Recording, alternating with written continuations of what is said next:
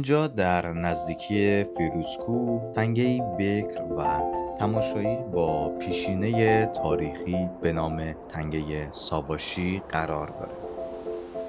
با گذر از باغستان‌های روستا و حرکت به سمت تنگه در مسیر شاهد رودخانه‌ای با آبی زلال و سرد هستیم.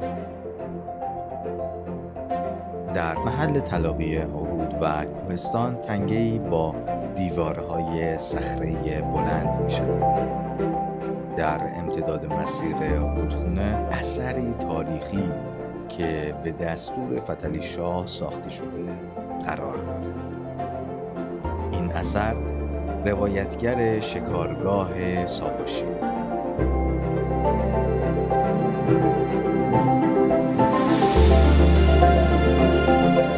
با گذر از تنگه اول وارد دشتی سرسبز میشه، دشت ساواشی.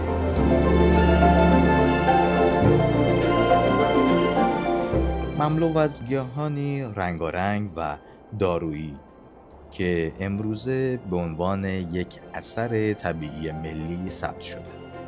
زیستگاه حیوانات وحشی بسیاری.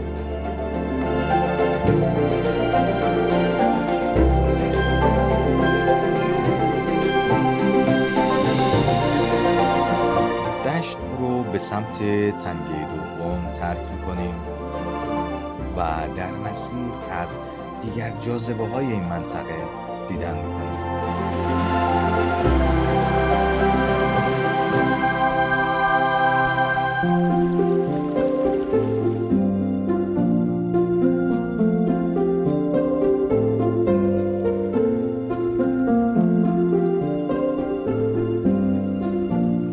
با ورود به تنگه دوم شاهد مناظر و آبشارهای دیدنی هستیم. اگر کمی کنجکاو باشید میتونید یک غار کوچیک رو هم ببینید.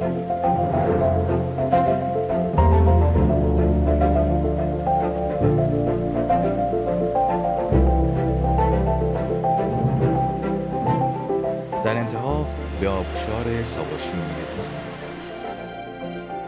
این طبیعت و تاریخ در هم آمیختن تا یادگاری جاودانه برای ایران زمین بسازند.